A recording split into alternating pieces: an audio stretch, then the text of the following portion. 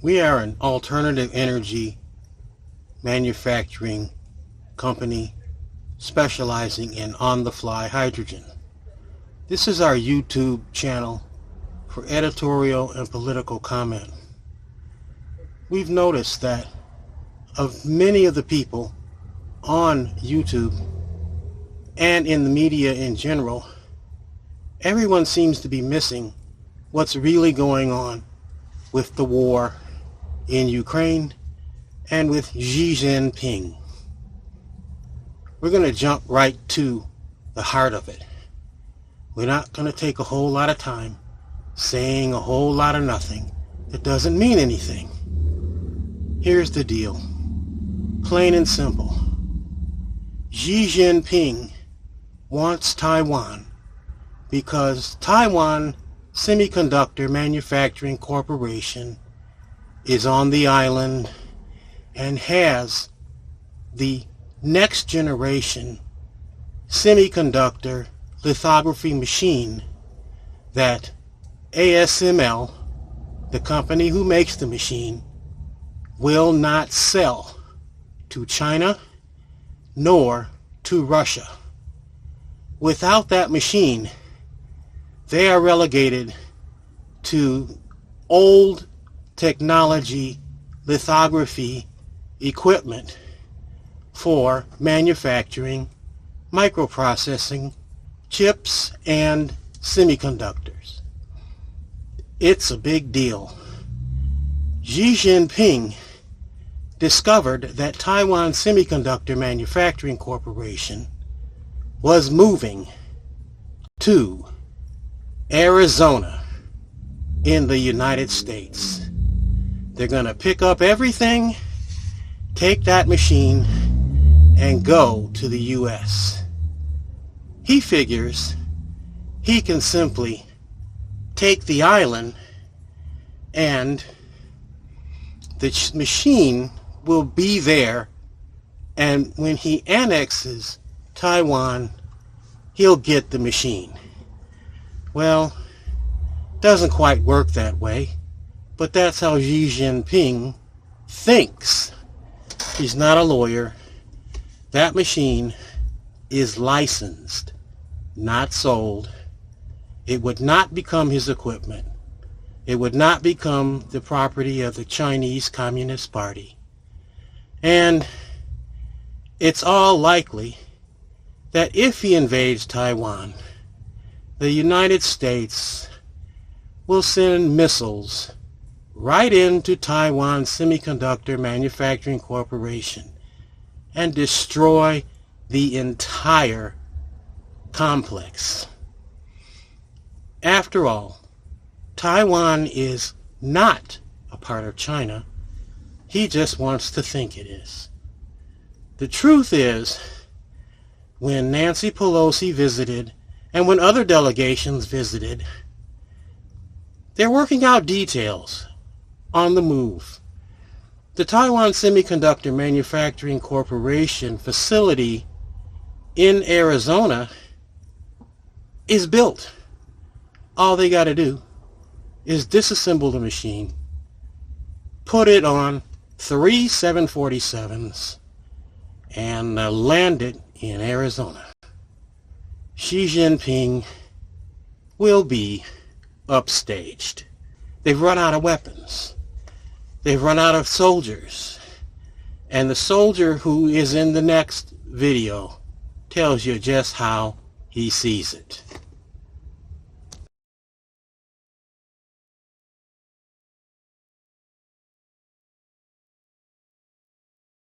War is a simple black and white thing.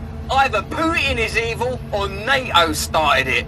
But when did the war in Ukraine really start? And Серьезный конфликт, в котором we were dragged into this serious conflict where we're just destroying towns and not actually liberating anyone. All of that's a lie. We are simply destroying peaceful lives. больше половины людей были без спальных мешков. Many of us had no food, no water, nor even sleeping bags. Because it was very cold at night and we couldn't sleep, we would find some rubbish, some rags, just to wrap ourselves in to keep warm. Some took laptops, computers, and other technology. Perhaps because their salary does not provide for them to get those in an honest way. Many robbed abandoned stores with mobile phones and other things. I don't want to justify their actions, but it is important to understand that their poor level of life pushes them to do such things during war. A lot of Ukrainians feel that you should be held responsible for what you've done and for the actions that you've taken part in. Do you think that you should be held responsible? Do you feel responsible for what you've done? Большинство военнослужащих российских. Look, the majority of Russian servicemen did not break the laws of combat, but morally, I feel guilty. Guilty for being used as an instrument in political games, which will not even bring Russia any benefit. Our army has been destroyed. My government has destroyed almost every sphere with corruption, and everyone in Russia knows it. But Filatiev is the first Russian soldier to speak up, publishing his scathing frontline memoirs on social media before fleeing his home. Now he's in exile and he fears a potential target too. The power. And who really started it?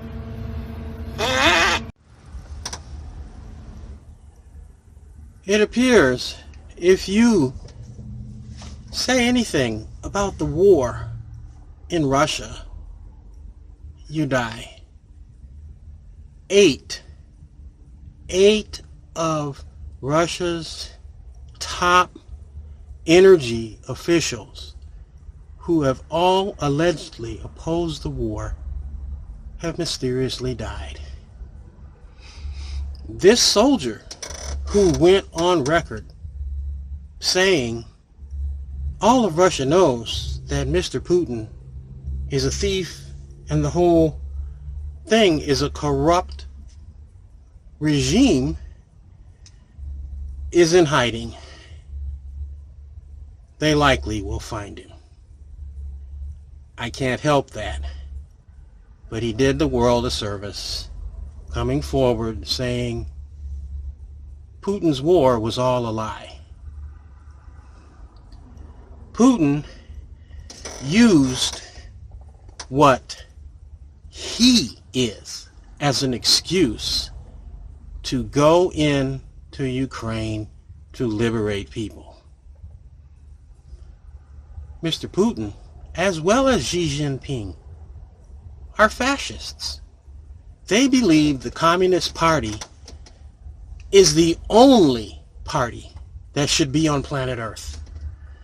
They believe that there is no better way than communism. The rest is all Western devils. Xi Jinping has held a tight face for quite a while. He had pretty much everybody eyes closed. He was pulling the wool over the world's eyes. Well, not so much anymore. And Putin was close to the same thing. But as soon as that Nord Stream 1 pipeline was built, and Germany and Europe had made the mistake of relying on Russia gas because it was cheap, now look where they are. Well, that's a little bit screwed, I would say. Except they have an easy way out. A very easy way out. Get somebody's nuclear aircraft carrier. Somebody will loan them one. That's 400 megawatts of power. Anchor it, park it, whatever you want to call it, and put a barge next to it with a gang of huge hydrogen generators on the barge. Maybe you need a seawater desalinator, maybe not. And make hydrogen. Cut the pipeline where it comes ashore, put in a T, or I guess more appropriately a Y valve, and shut off the flow to Russia and pump the hydrogen into the system. You could put a little odorant in it if you like first. But hydrogen is a direct replacement for natural gas. It'll work right out the valves, wherever it's going, and it will mix with the natural gas already in tanks and simply make it cleaner. It burns and makes nothing more than water vapor. And since they're sitting in water, well, they can make as much hydrogen as they want ad nauseum. And since they have an aircraft carrier there, they don't have any power problems powering those electrolysis systems. Hydrogenics makes a huge hydrogen generator, and they can put together a ganglia of them and make as much volume of hydrogen as they need to replace whatever was the volume coming through that Nord Stream 1 pipeline. Never have to deal with Russia again. I would say Putin won't like that. But these are two 70-year-old, crotchety old men who aren't thinking well.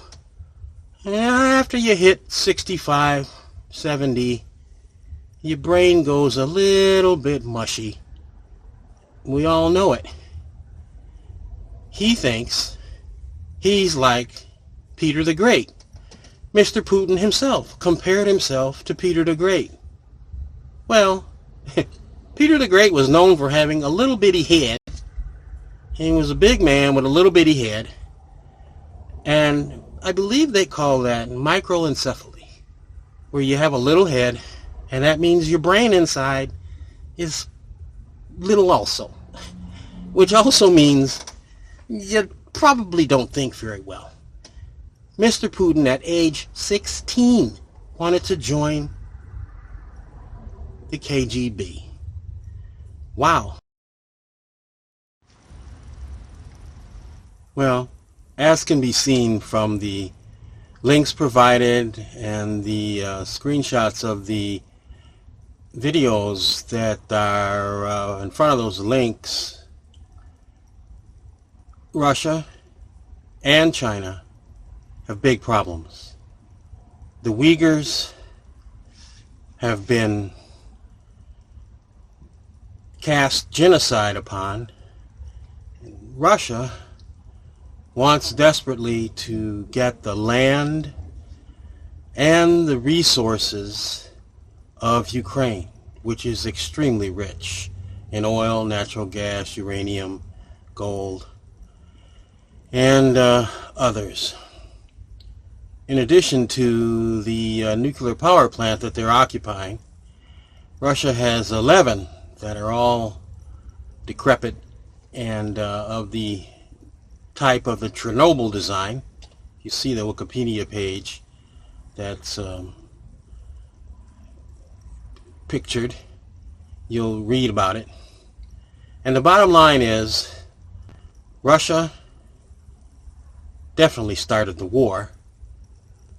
NATO had nothing to do with it other than some paranoid threat that Russia has in its head.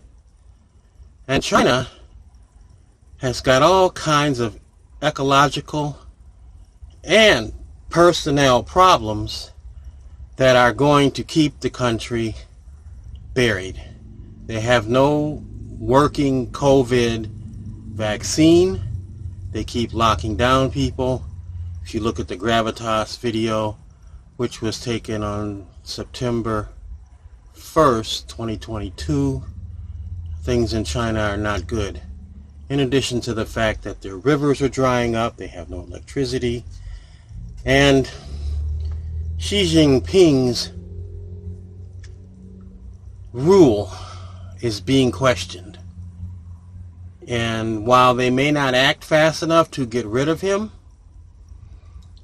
and Putin may not be dealt with swiftly either, the bottom line is both of them, both countries are in serious trouble. In the end, Xi Jinping will not get Taiwan Semiconductor Manufacturing Corporation. They can't even afford to really run that big military they've built. And the end result is the real reason they're launching wars is because they're both not intelligent enough to deal with the world as it is. The world made China rich. That wasn't enough for them. They want more. Right there, that's turned off the whole world. People are going to start building and buying and dealing anywhere else they can. And Russia has basically shot itself in the foot with Putin. They are now forever a pariah for as long as a couple of generations at least. And it's going to go down the tubes eventually for them as companies stop dealing with them. If they can't get advanced semiconductor chips, they can't build advanced projects. They certainly can't develop it themselves. Russia has proven they're not that smart, and China has proven they're not that smart. They built their fighter with stolen technology from a downed U.S. stealth fighter. They built their molten salt reactor with the plans from the Oak Ridge National Laboratory's molten salt reactor project. China copies everything. Russia steals everything. Both of them claim like that was theirs. China launches rockets that come down wildly. They don't even control their descent of the first stage back to Earth. And Russia claims they don't need anybody else in the space program at all. So they both act like they don't want to live on the Earth anymore. And in the end, that's what's going to happen to them. They both turn the clock back on themselves.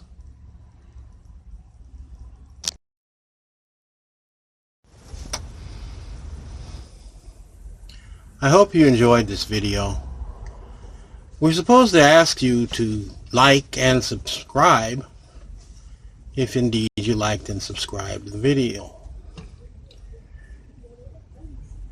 As earlier said, we are an alternative fuels manufacturing company.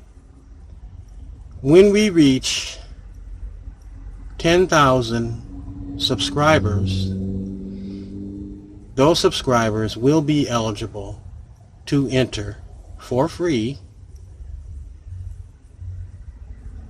a drawing for a 180 milliliter per minute electrolysis PEM hydrogen generator. So I would guess maybe it's worth it to like and subscribe. Thanks. See you next time.